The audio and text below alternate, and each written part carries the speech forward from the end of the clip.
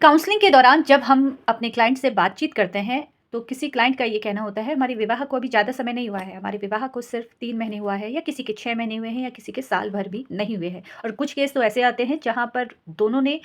आपसी पसंद से विवाह किया, लेकिन 3 महीने के बाद ही कलह शुरू हो गई और लड़के को ये लगता है कि मैंने जिस लड़की का चुनाव किया वो गलत लड़की का चुनाव कर दिया, क्योंकि उसकी मेरे माता-पिता से नहीं बन रही है, मेरी बहन से नहीं बन रही है। जो एक प्रेम विवाह करके सबसे झगड़ के जिसने विवाह किया, उसका आज 3 महीने के बाद ये कहना है कि ये जो लड़की है वो ठीक नहीं है, क्योंकि ये मेरे माता-पिता से सही तरीके से बातचीत नहीं कर रही है, या हम ये कहें कि वो मुझे समझ नहीं रही है, लड़के का ये कहना होता है। ठीक इसी प्रकार से लड़की भी ये कहती है कि अभी मेरे विवाह को ज़्यादा समय नहीं हुआ है, मेरा पति, मेरे ससुराल वाले बेवजह मुझे ताने दे रहे हैं, बेवजह मुझे समझ नहीं रहे हैं, मुझे ताने दिए जा रहे हैं बार-बार। ये कहा जा रहा है कि तुम सही तरीके से काम नहीं कर रही हो, तुम हर वक़्त अपनी माताजी से बात कर रही हो, अपने घर में फ़ोन कर रही हो या बार-बार अपने मायके चली जा रही हो। इस तरह से बहुत सारे सवाल लोगों के द्वारा मेरे समक्ष रखे जाते हैं, जहाँ पर विवाह को ज़्यादा समय नहीं हुआ है, सिर्फ़ छोटी-सी लड़ाई है और वो दोनों उस लड़ाई को इतना खींचते हुए आगे बढ़ गए हैं कि अब उन्हें ये लग रहा है कि हमारा रहना नामुमकिन हो रहा है। और सबसे बड़ी बात, प्रेम विवाह करने के बाद लोगों की ये सोच हो रही है। यदि आपकी स्थिति भी इस तरह से है, विवाह को ज़्यादा समय नहीं हुआ है, तो आपको बस मैं यही कहूँगी कि जल्दबाज़ी में आकर कोई ऐसा डिसीज़न मत लीजिए, जिससे भविष्य में आपको ही नुकसान हो। हम दूसरों के कहने पर, कुछ रिश्तेदारों के कहने पर, कुछ दोस्तों के कहने पर हम बहुत जल्द फैसला ले लेते हैं और ये समझ बैठे हैं कि जो मेरा पार्टनर है या मैंने जो चुनाव किया है वो गलत किया है। 3 महीने में आपने ये सोच लिया है कि मुझे अब इस व्यक्ति के साथ नहीं रहना है। एक मामला आया जिसमें प्रेम विवाह हुआ था दोनों का। लगभग 3 साल से वो जानते थे, साथ कॉलेज में पढ़ते थे। विवाह हुआ, विवाह के 3 महीने के बाद उनको अब ये लग रहा है, एहसास हो रहा है कि हम एक-दूसरे के साथ नहीं रह पाएँगे।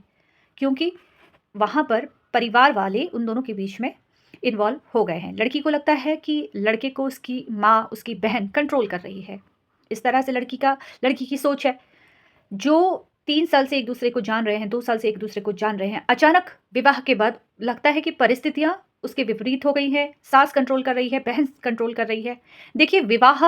जब हो जाता है तो बहुत सारी बातें हमें इग्नोर करने की भी ज़रूरत होती है। हर एक बात पर अगर आप अपने पार्टनर की कमी निकाल कर उसके सामने रखोगे,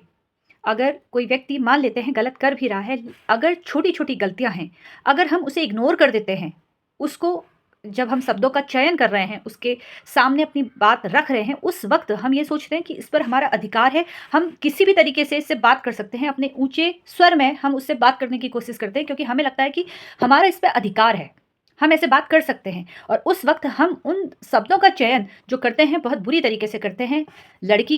को कुछ कह देते हैं, लड़की के घरवालों को कुछ कह देते हैं या लड़की अपने पति से गलत तरीके से बात करती है, उसके घरवालों के प्रति कुछ गलत बातें रख देती है, तो वहाँ पर वो जो रिश्ता है वो सँभलने की बजाय टूटता ही चले जाएगा। यदि रिश्ते में शब्दों का चयन आप भली-भाँति करते हैं, कोई बात गलत भी है, पहले तो आपसे यही कहूँगी कि छोटी बातें हैं उसे इग्नोर करना सीखें, या आपको लगता है कि ये बहुत ज़्यादा आपका पार्टनर कर रहा है, तो वहाँ पर शब्दों का चयन अगर आप सही तरीके से करते हैं, यदि आप ऊँचे स्वर में वहाँ पर अपनी बात रखने की बजाय बहुत प्यार से उसे समझाने की कोशिश करते हैं। अब ऐसा नहीं है कि आप सिर्फ़, मैं आपसे कहूँ तो सिर्फ़ आपने एक बार उनसे प्यार से बात की और नहीं मानी या माना, तो आपने दोबारा ऊँचे स्वर में उससे बात करनी शुरू कर दी। आपको बार-बार कोशिश करनी है, अपने शब्दों का चयन बहुत अच्छे से करना है, प्यार से बात कीजिए और हो आप उन्हें समझने की कोशिश कीजिए कि क्या वाक़ई उनकी तरफ से ही गलती हो रही है या आपके परिवार वाले उनके साथ कुछ बुरा व्यवहार कर रहे हैं। ये बात मैं लड़की के मायके की तरफ से भी कह रही हूँ और लड़के के परिवार की तरफ से भी कह रही हूँ। बहुत बार हम अपने पार्टनर को समझने की बजाय उसी पर ही दोष लगाना शुरू करते हैं कि तुम्हारे वजह से ही मेरे परिवार वालों ने ऐसा कहा है।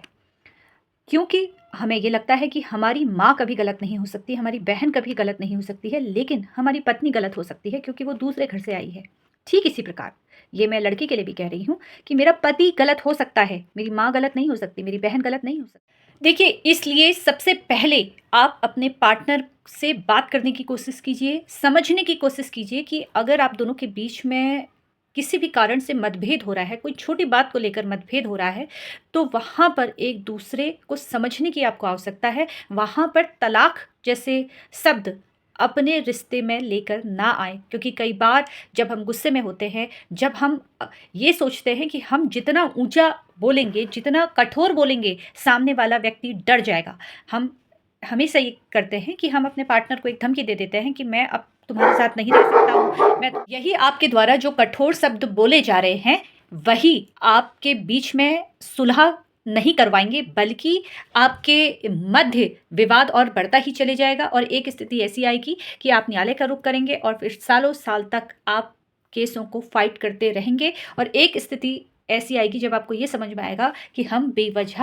आपस में हमने इतनी फाइट की और जिसके कारण आज हम अपने पैसे को, अपने समय को हमने हमारे ही द्वारा बर्बाद कर दिया है। इसलिए ध्यान रखिए कि जितनी भी पारिवारिक विवाद हो रहे हैं, पहले खुद आप